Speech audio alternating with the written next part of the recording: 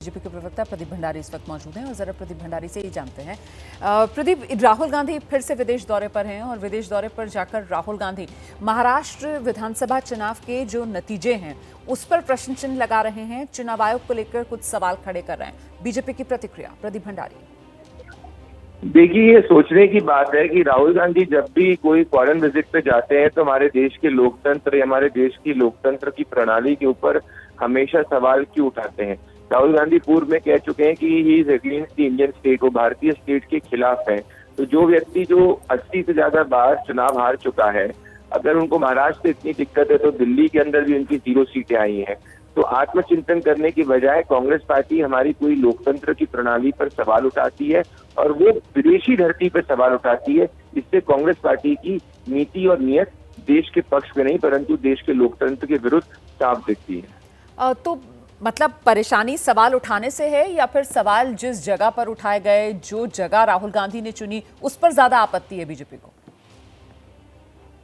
परेशानी इस बात से है कि राहुल गांधी जब भी विदेश के दौरे पे जाते हैं तो हमेशा भारतीय लोकतंत्र के खिलाफ और भारतीय संविधान के खिलाफ क्यों बोलते हैं। आप याद करिए कि पूर्व में जब राहुल गांधी गए थे तो उन्होंने कहा था भारत के अंदर लोकतंत्र नहीं है। उसके पहले उन्होंने कहा था भारत में फ्री एंड फेयर इलेक्शन नहीं होते। फिर जब उनकी 90 सीट आ गई उसके बाद उसको चुप हो गए, फिर 3 चुनाव हार गए तो वापस से उन्होंने ये बोलना शुरू कर दिया। तो हम ये कहना चाह रहे हैं कि राहुल गांधी की जो नीति और नीयत है वो देश के लोकतंत्र के हित में नहीं है। तो उनकी नीयत में हमारा सवाल है और ये जो सवाल उन्होंने उठाया इसको ऑलरेडी इलेक्शन कमीशन कई बार पहले क्लैरिफाई कर चुका है। महाराष्ट्र की जो उन्होंने बात करी और महाराष्ट्र के जवाब दे लेते हैं। सुरेंद्र राजपूत हमारे साथ मौजूद हैं, कांग्रेस के प्रवक्ता हैं, उन्हीं से जरा जानते हैं। सुरेंद्र जी, प्रदीप भंडारी ये कह रहे हैं कि साहब जो सवाल राहुल गांधी जाकर विदेशी जमीन पर उठा रहे हैं, इन सवालों के जवाब चुनाव आयोग की तरफ से दे दिए गए। बावजूद इसके राहुल गांधी विदेश में जाकर जब इस तरीके की बात कर रहे हैं तो बीजेपी का मानना है राहुल देश का अपमान कर रहे हैं। नियत राहुल गांधी की लोकतंत्र के हित में नहीं है क्या? भारतीय जनता पार्टी के लोग वैचारिक रूप से दरिद्र हो चुके हैं। विक्षिप्तता की हद आ गई है उनकी। कांग्रेस से पता नहीं किस बात का डर है, सत्ता उनके पास है। अगर हम चुनाव आयोग पर कोई नया आरोप लगा रहे हैं, चुनाव प्रक्रिया पर कोई नई बात कह रहे हो जो हम देश में न कह रहे हो, या वो जो बात क्या नाम भारत के मीडिया या इंटरनेशनल मीडिया में न हो, तो वो बात प्रदीप भंडारी या भारतीय जनता पार्टी के लोगों को कहनी चाहिए। जो बात ऑलरेडी सारा का सारा देश उठा रहा है, सारा का सारा देश ये पूछ रहा है कि महाराष्ट्र में 5 साल में 35 लाख वोटर बढ़ते हैं और 6 महीने में 40 लाख वोटर बढ़ जाते हैं। इन सवालों का जवाब देने की जगह आप राहुल गांधी को टारगेट करने लगते हैं। हम चुनाव प्रक्रिया में पारदर्शिता की बात कर रहे हैं और वो राहुल गांधी को टारगेट कर रहे हैं। हम चुनाव प्रक्रिया में एक स्पष्टता लाने की बात कर रहे हैं, वो राहुल गांधी को टारगेट कर रहे हैं। भाई, राहुल गांधी को टारगेट करके आपकी समस्याएं खत्म नहीं होंगी। और राहुल गांधी जी ने ऐसा कोई स्टेटमेंट नहीं दिया जो यहाँ पर पहले से भारतीय मीडिया में, भारत के समाज में, भारत के लोकतंत्र में या दुनिया की मीडिया में ना हो। आप बता दीजिए रोमाना जी, कोई स्टेटमेंट ऐसा हो जो उनका नया हो। नहीं सुरेंद्र जी, वो ये कह रहे हैं कि साहब ये सवाल राहुल गांधी यहाँ भी उठाते रहे लेकिन चुनाव आयोग की तरफ से यहाँ पर स्पष्टीकरण दे दिया गया है। मतलब मामले पर विराम लगा देना चाहिए, पर राहुल गांधी बावजूद जवाब मिलने के सवाल उठा रहे हैं विदेशी जमीन पर जाकर सिर्फ बदनाम करने के लिए। ये बीजेपी की तरफ से कहा जा रहा है।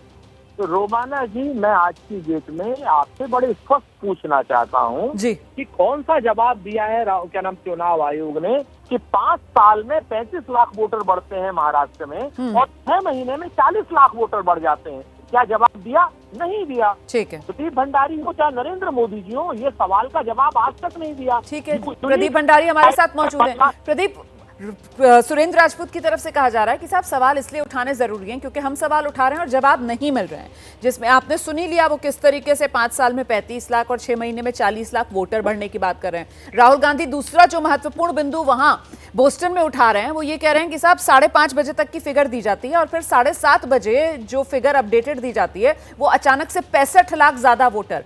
तो वो कह रहे हैं कि 65 लाख वोटर्स अगर वोट डालेंगे 5:30 बजे के बाद तो इसका मतलब ये हो गया कि 2 घंटे में तो ऐसा हो नहीं सकता। 3 मिनट भी अगर आप औसत लगाएं तो मतलब वोटिंग जो है वो रात में 2-2 बजे तक चली।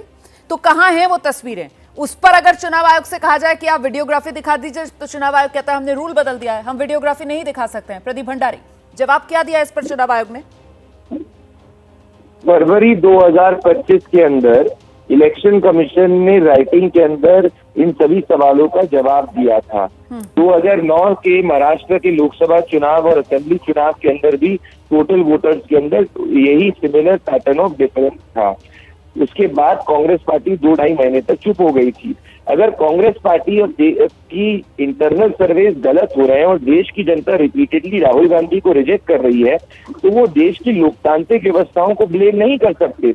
वही चुनाव आयोग तेलंगाना की वोटर लिस्ट प्रिपेयर करता है जिसमें कांग्रेस पार्टी जीतती है, वही चुनाव आयोग कर्नाटका की वोटर लिस्ट प्रिपेयर करता है जिसमें कांग्रेस पार्टी जीतती है। ऐसा नहीं हो सकता कि मीठा मीठा गप की बात करी जाए और जब खुद पे बात आए तो फिर चुनाव आयोग पे सवाल उठा दो।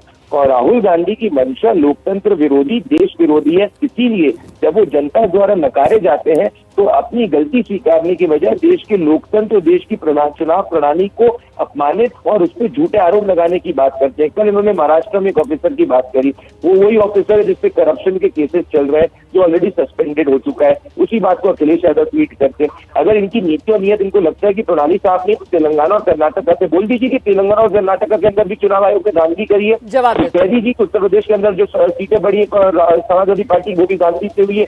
कह दीजिए कि राहुल गांधी की जो 90 सीटें आई है वो भी धांधली से आई है। राहुल गांधी की नीति देश विरोधी है, लोकतंत्र विरोधी है।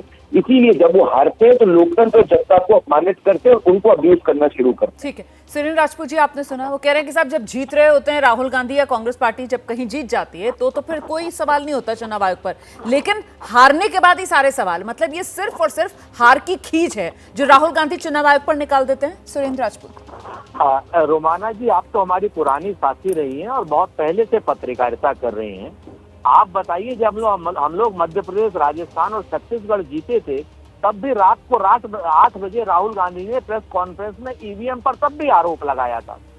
हम अगर कोई भी सवाल उठाते हैं तो हम राष्ट्र विरोधी हो गए।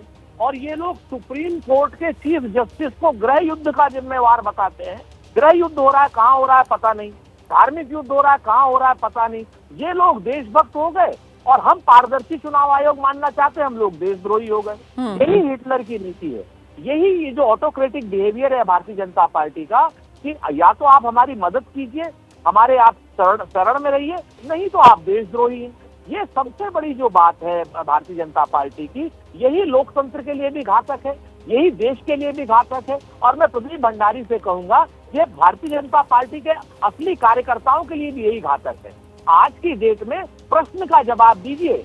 हमें राष्ट्र विरोधी बताने की आपकी ना तो हिम्मत है ना हैसियत है। कारण क्या है कि जिस देश को, भारत को कांग्रेस ने आजाद कराया, आपके पुरखे तो चाटुकारिता कर रहे थे।